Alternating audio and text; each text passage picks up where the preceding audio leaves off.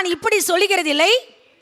ஏனெனில் நான் எந்த நிலைமையில் இருந்தாலும் மன ரம்மியமாய் இருக்க கற்றுக்கொண்டேன். ஆவியானவர் கற்றுக் கொடுத்து வளர்க்கிற தேவன். அவர்கிட்ட வர்ற பிள்ளைங்களை மன ரம்மியம் ரொம்ப முக்கியம். மன ரம்மியமோ நித்திய விருந்து. ஒரு நேரம் சாம்பார் இருக்கும், ஒரு நேரம் கறி சாப்பாடு இருக்கும். எந்நேரம் மட்டன் சிக்கன் விரும்புகிறதா? எந்த நிலைமையில் இருந்தாலும். அடுத்து தொடர்ந்து வாசிங்க. வாழ்ந்திருக்கவும் எனக்கு தெரியும்,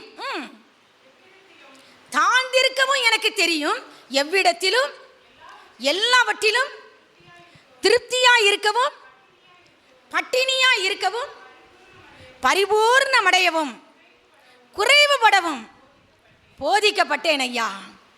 ஆண்டவர் சமூகத்தில் வர்ற பிள்ளைங்களை கர்த்தர் இப்படி நடத்துறார். ஆண்டவர்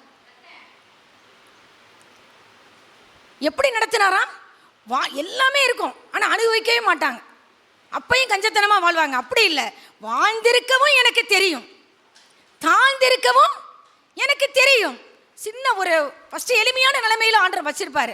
அதுலேயும் வாழ்ந்திருக்க தெரியும். இவ்வளோ வருமானமா, அதில் வாழ கர்த்தர் ஞானத்தை கொடுப்பார், போதிப்பார். ஆமென். ஆண்டவர் வருமானத்தை பெருக்கிறாரு, அதுக்கு ஆடம்பரமாக வாழணும்னு சொல்லலை. கர்த்தர் ஆலோசனை கொடுப்பார். ஆமென்.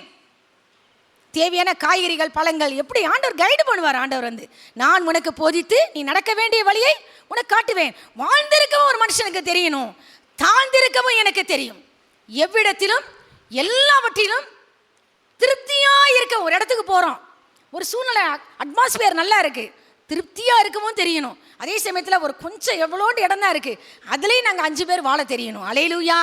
எப்படிப்பட்ட சூழ்நிலையிலும் எவ்விடத்திலும் எல்லாவற்றிலும் திருப்தியாக இருக்கவும் பட்டினியாக இருக்கவும், ஒரு சாப்பாடு கூட ஒரு வேளை இல்லாமல் இருக்கலாம், ஒரு வேளை அதுலேயும் கர்த்தர் போதிப்பார். ஆமென்.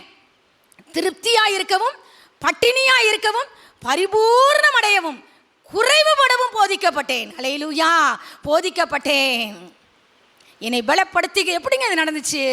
எப்படி அவர் பலப்படுத்தினார். என்னை பலப்படுத்துகிற கிறிஸ்துவினாலே எல்லாவற்றையும் செய்ய எனக்கு பலன் உண்டு.